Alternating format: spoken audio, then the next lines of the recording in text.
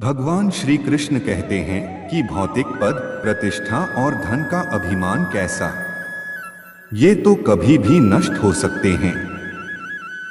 भौतिक पदार्थ भौतिक सुख ही देते हैं, लेकिन परमात्मा की कृपा तो शाश्वत होती है, जिसे कोई छीन नहीं सकता, चोर चुरा नहीं सकता। आदमी को उसी दायरे में रहना चाहिए जिसमें परमात्मा रखे।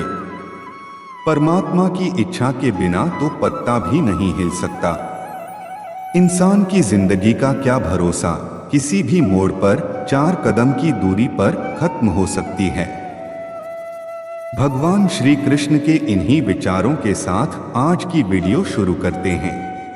जय श्री राधे कृष्णा। भीम को यह अभिमान हो गया था कि संसार में मुझसे अधिक बलवान कोई और नहीं है। 100 हाथियों का बल है उसमें, उसे कोई परास्त नहीं कर सकता। और भगवान अपने सेवक में किसी भी प्रकार का अभिमान रहने नहीं देते। इसलिए श्री कृष्ण ने भीम के कल्याण के लिए एक लीला रच दी। द्रौपदी ने भीम से कहा, आप श्रेष्ठ गदाधारी हैं, बलवान हैं। आप गंधमादन पर्वत से दिव्य वृक्ष के दिव्य पुष्प लाकर दें। मैंने अपनी वेणी में सजाने हैं। आप समर्थ हैं, ला सकते हैं, लाकर देंगे न दिव्य कमल पुष्प। भीम द्रौपदी के आग्रह को टाल नहीं सके।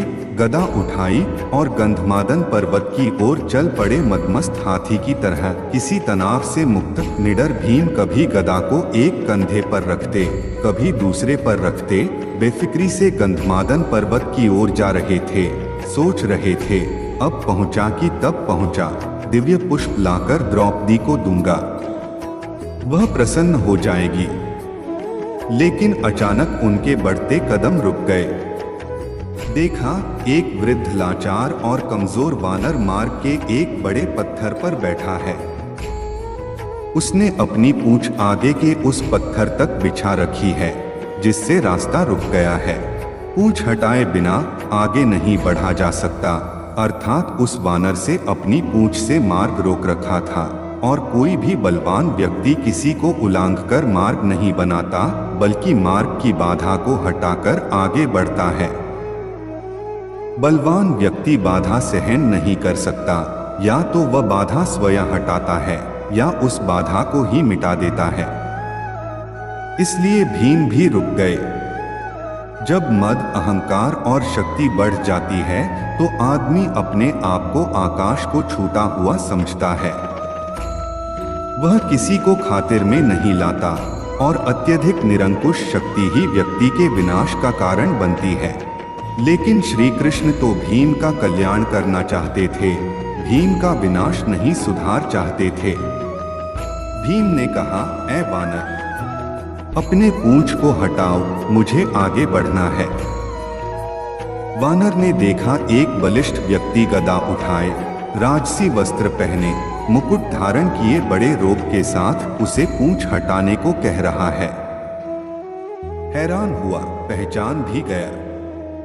लेकिन चूंकि वह श्री कृष्ण की लीला थी, इसलिए चुप हो गया।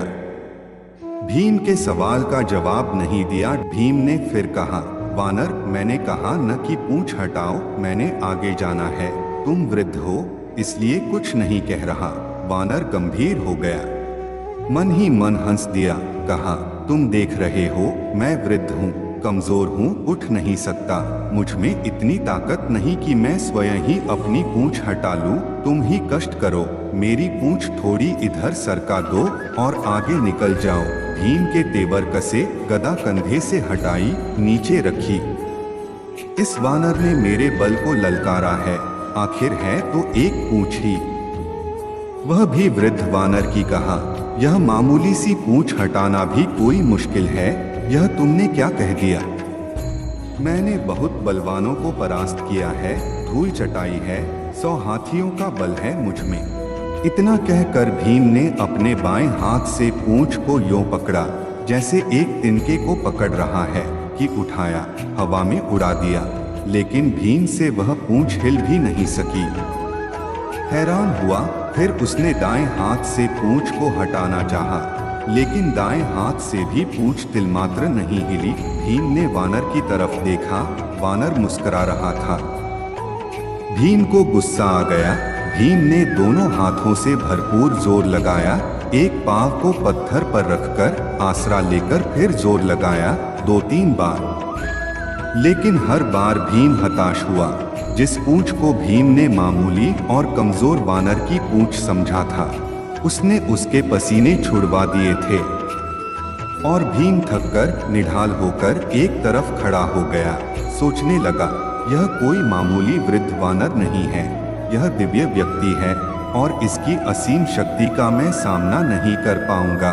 विनम्र और झुका हुआ व्यक्ति ही कुछ पाता है, अकड़ उसे ले डूबती है, ताकत काफूर हो जाती है और भीम वाकई वृद्ध वानर के सामने कमजोर लगने लगा। मद और अहंकार काफूर हो गया और जब मद और अहंकार मिटता है तभी भगवान की कृपा होती है।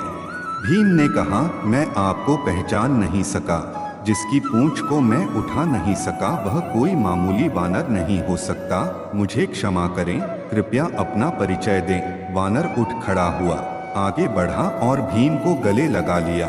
कहा, भीम, मैं तुम्हें पहचान गया था, तुम वायु पुत्र हो, मैं पवन पुत्र हनुमान हूँ, श्री राम का सेवक। श्री राम का सेवक होने के सिवा मेरी कोई पहचान नहीं और उन्हीं के आदेश पर मैं इस मार्ग पर लेटा हूँ ताकि तुम्हें तुम्हारी असलियत बता दूं। रिश्ते से मैं तुम्हारा बड़ा भाई हूँ और इसीलिए बड़े भाई का कर्तव्य निभाते हुए प्रभु के आशीर्वाद से तुम्हें याद दिला रहा हूँ। शक्ति का, ताकत का अभिमान न करो, क्योंकि यह ताकत और बल तुम्हारा नहीं, भगवान ने ही इसे दिया है। यह शरीर भी तो परमात्मा ने दिया है और जो चीज परमात्मा की है वह किसी और की कैसे हो सकती है। इसलिए जो जिसने दिया है उसके लिए उसी का धन्यवाद करना चाहिए। परमात्मा की शक्ति के अलावा किसी की क्या शक्ति हो सकती है। भीम की आंखें खुली। त्रेता युग की श्री राम और हनुमान जी की वीर गाथाएं याद आ गईं। प्रेम से, श्रद्धा से भीम की आंखें भी खुल गईं और भावों के इसी प्रवाह में भीम ने हनुमान जी को समुद्र लांघने के समय पर धारण किए गए विशाल रूप का दर्शन कराने का अनुरोध कर दिया और हनुमान जी ने श्री राम की कृपा से अपना आकार वैसा ही बढ़ाया जैसा उन्होंने 100 योजन समुद्र लांघने के समय धारण किया था। यह देख भीम हैरान रह गया।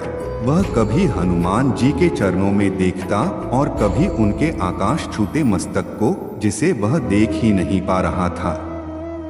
हनुमान जी ने कहा, भीम, मेरे इस रूप को तुम देख नहीं पा रहे, लेकिन मैं श्री राम की कृपा से इससे भी बड़ा रूप धारण कर सकता हूँ। भीम ने हाथ जोड़कर सिर झटक दिया और हनुमान जी के चरणों में गिर पड़ा।